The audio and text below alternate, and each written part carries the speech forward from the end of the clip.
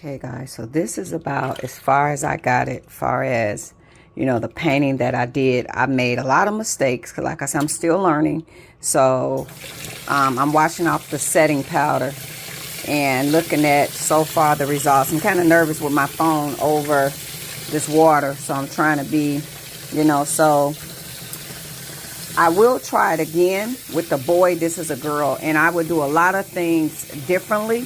But as you can see, she got eyebrows and she has some coloring. And at first, she was just, the original color from when I picked her up. I said that she kind of looked like a Fisher Price baby. Y'all know them Fisher Price dolls. She kind of looked like that to me. So now I'm just cleaning up all of the setting powder, and I'm going to leave her right here. The next one, I'm going to do a lot of things different because I felt like I did this the hard way. So I'm going to try to do it a lot easier with very little product, and I'll bring you guys back. So a lot of the mistakes I made in this, I won't make in that. So I'm just going to stop it as far as trying any more paint. I'm going to leave her at this complexion. I'm not going to do anything else. Just wanted to show y'all so far what I got. And you see, she even got eyebrows now. So after letting her dry, I'm going to root some hair. So this is what I got. And thank you guys for following my journey. Bye-bye. Okay, so final step, what I did, I wrapped her whole body in shrink wrap.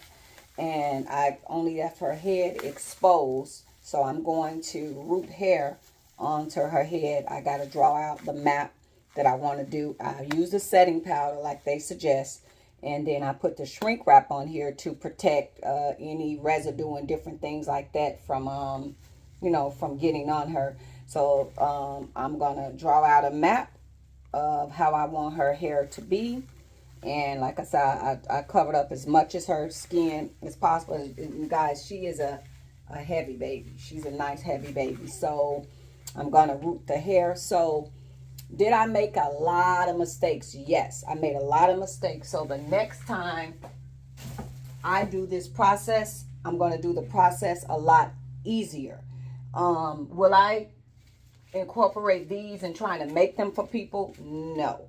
It's expensive with all the supplies you have to buy and different things like that. And the reason why I wouldn't want to make these for people, because if you make a mistake and that is deeply cured into the silicone, it's hard to erase that. That's why I was telling you guys, I was afraid to go darker with this baby. I actually wanted her darker, but I was afraid of messing her up. I put a layer on it and messed it up, and I wind up scrubbing and getting that off. So my biggest fear, somebody send me a $200 baby and say, paint her for me.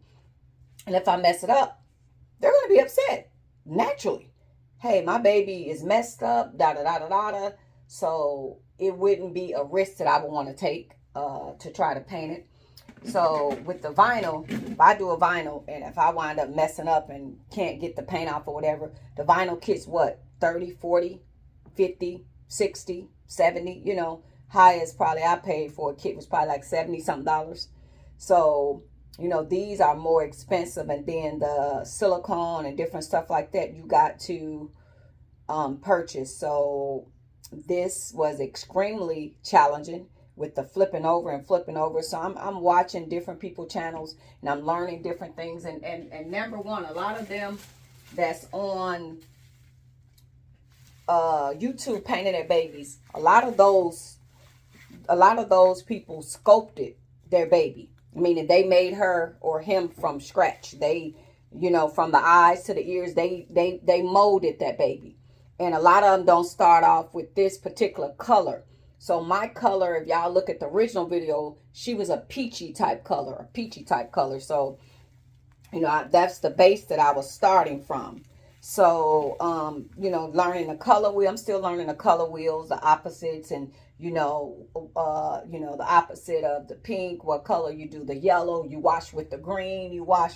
So it's a whole lot of different washes that you have to do. But again, I think practice make perfect. I want to create a girl. I want to create a boy. But I will say this is very challenging for me. And I'm still, like I said, I'm not like 100% perfect with the vinyl ones. I'm still you know, making and learning as we go. There's still a lot of things that I don't understand, and I'm learning as we go. So like they say, practice make perfect. From a lot of mistakes I made with this one, I know not to make with the second one. So I want to have a boy and a girl in my collection of my rebonds, and I want to have a boy and a girl in my collection in a silicone.